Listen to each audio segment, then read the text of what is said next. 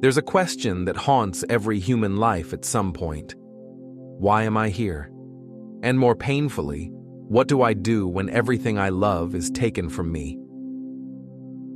Viktor E. Frankl asked that question not in comfort, but in the depths of Auschwitz concentration camp during World War II. His answer became Man's Search for Meaning, a book about finding meaning in suffering, about choosing your attitude even when you can't choose your circumstances. And what I discovered in these pages wasn't just a Holocaust survival story. It was a manual for being human. I picked up Man's Search for Meaning expecting a historical account, something somber, important, but distant. What I got instead was something that felt uncomfortably close. Frankl doesn't just recount his experience in the Nazi concentration camps. He dissects the psychology of survival, the collapse of illusion, and the singular thing that kept some people alive while others gave up. That thing wasn't hope in the abstract. It wasn't faith or luck.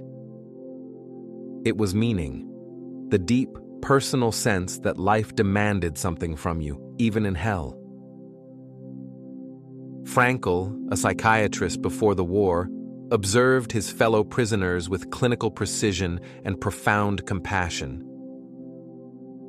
He watched men lose everything: family, identity, dignity, and yet some retained an inner freedom that couldn't be stripped away. This book is divided into two parts: his personal testimony of life in the camps and an introduction to logotherapy, the school of psychotherapy he founded. But it's not academic, it's intimate, it's raw. And it left me asking questions I'd been avoiding for years about my own life's purpose. What really struck me first was how Frankl describes the arrival at Auschwitz, not with rage or despair, but with an almost clinical detachment that somehow makes it more devastating. He talks about the selection process, where prisoners were sent either to labor or to the gas chambers with a casual flick of an SS officer's finger. He describes losing his life's work, a manuscript hidden in his coat, within hours of arrival. Everything stripped. But here's the thing: Frankl noticed that suffering itself wasn't what broke people. It was meaningless suffering. The moment someone decided their pain served no purpose, that no one would remember, that their life didn't matter, that's when they'd turn their face to the barracks wall and stop fighting. I found that observation chilling and clarifying. Because we all suffer. But how often do we ask why? Frankl suggests that the why is what makes the how bearable. He quotes Nietzsche constantly: "He who has a why to live can bear almost any how."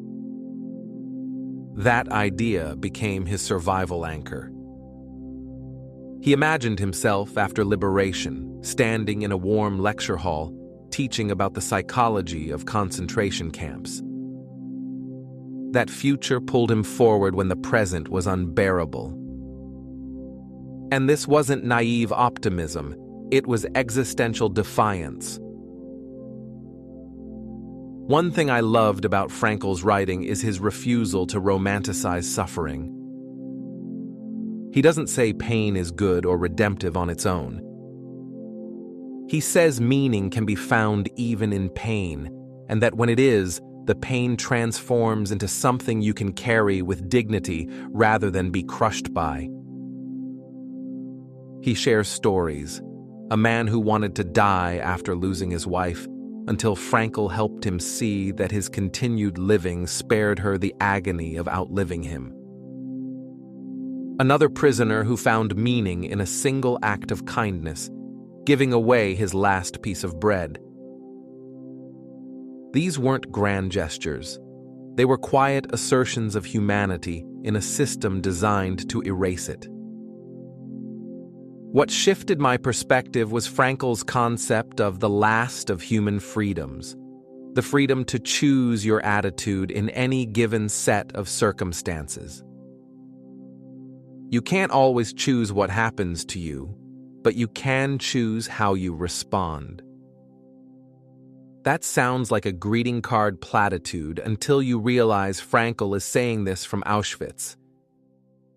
He's not speaking hypothetically. He lived it. And he watched others live it too.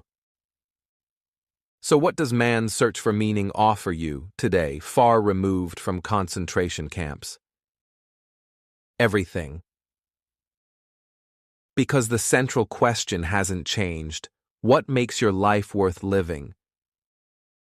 Not in some distant philosophical sense, but on a Tuesday morning when you don't want to get out of bed. When your work feels pointless. When a relationship ends.